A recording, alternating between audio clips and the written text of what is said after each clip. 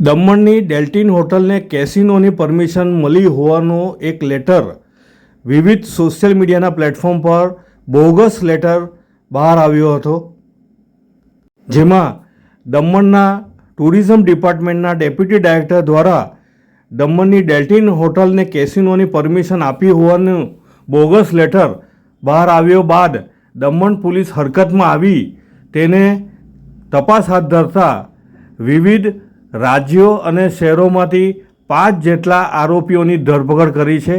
આ 5 આરોપીઓએ bogus letter બનાવી સોશિયલ મીડિયાના પ્લેટફોર્મ ઉપર આને લેટરને ચલાવી દમણની ડેલ્ટિન હોટલમાં કેસિનોની પરમિશન મળી ગઈ હોવાનું ખોટું અને બોગસ માહિતી લોકો સુધી પહોંચાડી હતી, જેથી કરી તેઓ કરોડો રૂપિયાના ઇન્વેસ્ટર નવા લાવી શકે અને પોતાની કંપની બોગસ કંપનીને ફાયદો અપાવી શકે.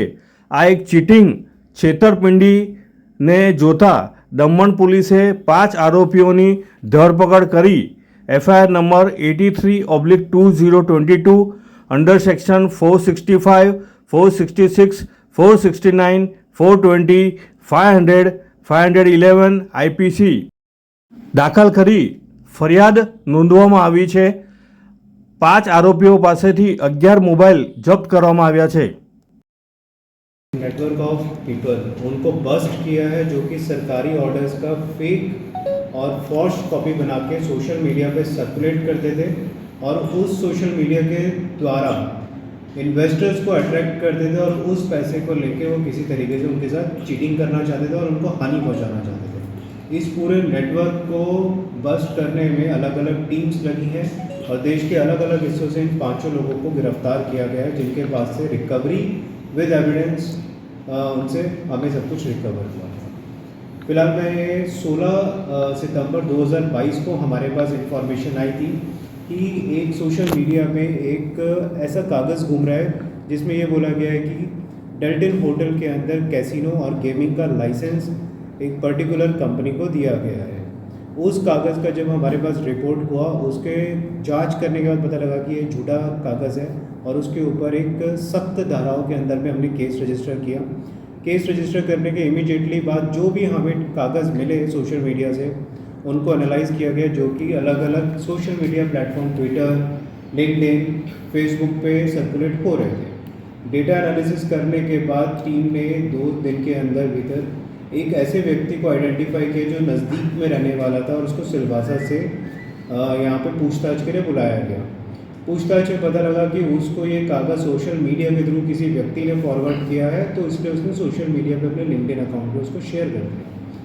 उस अकाउंट के बारे में जानकारी मिलने पे एक विजिल नाम के एक व्यक्ति का आइडेंटिफिकेशन एस्टेब्लिश हुआ, जो कि रहने वाला मूल निवासी केरला का है, लेकिन वो देश के अलग अलग जगह पे उस समय पे घूम रहा था. इसी तरीके से टीम्स ने ह्यूमन इंटेलिजेंस और उसकी गतिविधियों को देखते हुए एक टीम दिल्ली के लिए रवाना हुई और सबसे पहले जो मुख्य अभियुक्त है जिसने ये सारा आइडिया शुरुआत किया, उसको दिल्ली से पकड़ के लाया गया और ट्रांजिट रिमांड में दमन में लाके उससे पूछताछ करी गई.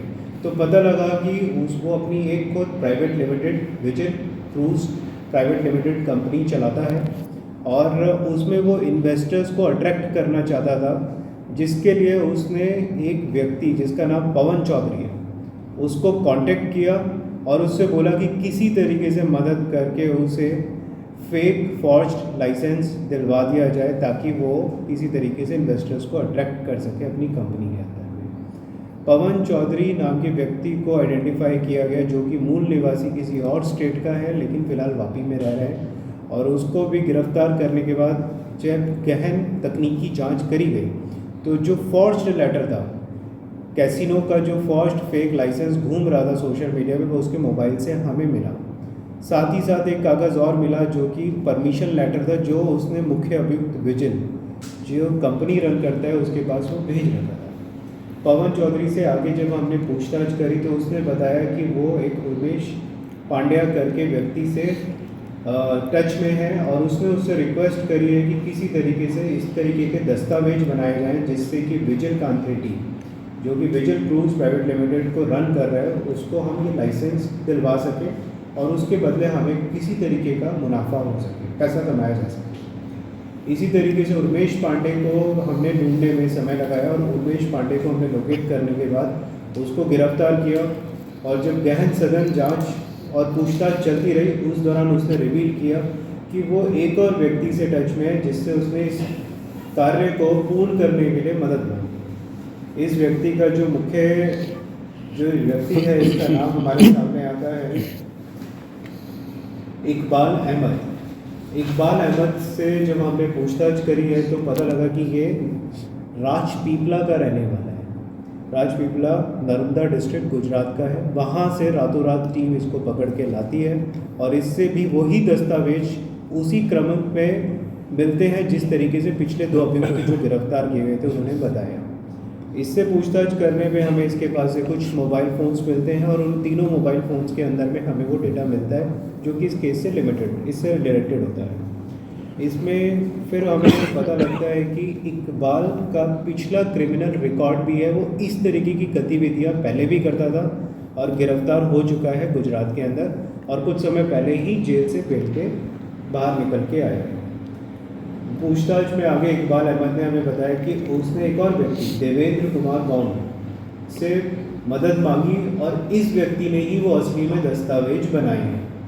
इकबाल अहमद के कहने के जो उसने हमारे सामने बताया, उसके बाद हमने इस व्यक्ति को ढूंढने की प्रक्रिया शुरू करी और इसमें हम सक्सेसफुल रहे और हम देवेंद्र कुमार गौंड को भी ढूंढ के मुंबई से, महाराष्ट्र से लेकर आए।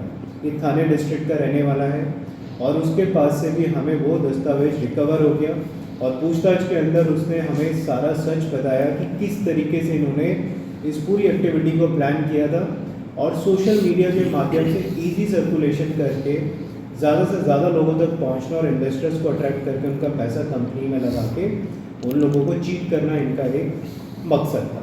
और ये सारे कार्य करने में उन्होंने कुछ उम्मीद ये रखी थी कि जो मुख्य अभियुक्त है, विजिल कंपनी जो रन कर रहा है, उससे वो कुछ पैसे की बड़े अमाउंट की डिमांड करेंगे जो कि देवेंद्र कुमार के पास जाएगा और बाकी जो अमाउंट होगा वो आपस में, जितने भी अभियुक्त हैं वो आपस में बांट लेंगे उसको। तो ये केस पूरी तरीके से घनी मेहनत, टेक्निकल और ह्यूमन सर्वेलेंस के बेसिस पे, विद एविडेंस और फ्लो ऑफ एविडेंस के बेसिस पे इस तरीके से हमने 5 अभियुक्तों को गिरफ्तार किया और उनसे 11 मोबाइल फ़ोन्स रिकवर करे हैं जिनमें वो साक्षात प्रमाण मौजूद हैं जो कि इस केस से रिलेटेड हैं, वो दस्तावेज इसके अंदर मौजूद भी हैं। ये एक बहुत ही बड़ा पैन इंडिया ऑपरेशन करके दमन पुलिस ने अलग अलग स्थानों से इन अभियुक्तों को गिरफ्तार किया है और एक पूरा नेटवर्क इनका बस्ट किया है। सर ये जो विजन से कितना कुछ अमाउंट हासिल किया है, देकर चीट किया है कि अभी तक चीट करना है? इसमें अभी फ़िलहाल चीट नहीं कर पाए, इससे पहले ही पुलिस ने उनको पकड़ लिया और जो दस्तावेज के द्वारा सोशल मीडिया के माध्यम से जिस तरीके से इन्वेस्टर्स को अट्रैक्ट करके ल्योर करके ले आए थे अपने पास में, लेकिन उस कार्रवाई को पूर्ण करने से पहले ही पुलिस ने उनको गिरफ्तार किया। सर ये क्रूज कंपनी जो चलाता है वो दिल्ली वाला, उसके पास है मतलब क्रूज के सब मतलब वो चलाता है कि सिर्फ फ्रॉड ही है? अभी तक हम उन डॉक्यूमेंट्स को वेरीफाई कर रहे हैं जो कंपनी वो चलाता है, जिसमें वो डायरेक्टर है, तो उन कंपनी के दस्तावेज हम वेरीफाई कर रहे हैं, लेकिन इंटरनेट पे ये सब चीज़ें एग्जिस्ट करती हैं। बाकी अभी ये डॉक्यूमेंट्स हम वेरीफाई कर रहे हैं। सर जो देवेंद्र जो राजपीपला से जो पकड़ा गया है वो मेन है, उसने बनाया है डॉक्यूमेंट, तो वो कहाँ से मतलब कैसे उसने उसे सब दस्तावेज आए? हाँ, वो मैं आपको बताता हूँ। जो राजपीपला से पकड़ा गया वो है इकबाल अहमद, जिन्होंने देवेंद्र कुमार गौड़ को बातचीत के माध्यम से इसमें जोड़ा था और डॉक्यूमेंट बनाने के लिए उन्हें तैयार किया था। ये daman.nic.in जो ऑफिशियल सरकारी यूनियन टेरिटरी की वेबसाइट है, उसकी एक सिमिलर फेक वेबसाइट इन्होंने बनाई, दमन NIC करके उसको जोड़ के बनाया गया ताकि लगे कि वो एक एक्चुअल में असली वेबसाइट है और ओरिजिनल वेबसाइट से एक पुराने ऑर्डर निकाले कि ऑर्डर किस तरीके से पब्लिश होते हैं सरकार के, और उसी ऑर्डर को कॉपी करके फिर इन्होंने इस वेबसाइट पे पोस्ट करे ताकि लोगों को लगे कि इस वेबसाइट पे पोस्ट है तो ये ऑर्डर जेन्युइन है। हालांकि वो वेबसाइट फेक थी और जो ऑर्डर पोस्ट किया गया था वो भी फेक था और उसको बाद में सोशल मीडिया पे सर्कुलेट करके लोगों को इन्वेस्टमेंट के लिए अट्रैक्ट करने का इन्होंने माध्यम अपनाया। सर इस पूरे मामला में ये जो दमन डायरेक्टर है उनका तो कोई रोल नहीं है? अभी तक ऐसा कोई रोल सामने नहीं है। सर ये अपनी complainer कौन है सर? कंपनी में कुछ अपना शेयर मार्केट में बढ़ावा करने के लिए भी कुछ ये प्रमोट कर रहे थे, ऐसा कुछ था? इस बारे में हमने अभी जानकारी एकत्रित करनी शुरू करी है। फिलहाल हमारे सामने अभी तक नहीं आया है, लेकिन जिस दिन ये सोशल मीडिया का माध्यम से इंफॉर्मेशन सर्कुलेट हुई थी उस दिन कुछ फ्लक्चुएशन भी हुई है जी। लेकिन अभी हम उसको अभी इन्वेस्टिगेशन में देख रहे हैं। सर स्टेट कंप्लेन है कि कोई है कंप्लेनर यहाँ पे? इसमें स्टेट की कंप्लेन है। ओके साहब દમણમાં પ્રખ્યાત યસ સિરામિક એન્ડ પ્લાયવુડ જે છેલ્લા 20 વર્ષથી મોટી દમણમાં કાર્યરત છે, જ્યાં તમને sanitary wares, tiles, fancy CP bath fittings and accessories, PVC pipe fittings, SS sink, water tanks and plywood વગેરે.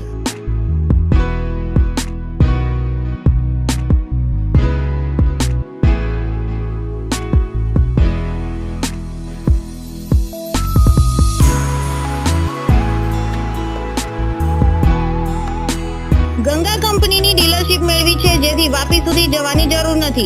તમામ આઇટમ્સ વ્યાજબી ભાવે દમણમાં જ મળી રહેશે. પ્લમ્બિંગ માટે કામદાર ઉપલબ્ધ. સરનામું 7335 main road opposite Raj hardware and electrical, મોટી દમણ. Mobile number 9898217712 and 7016373483.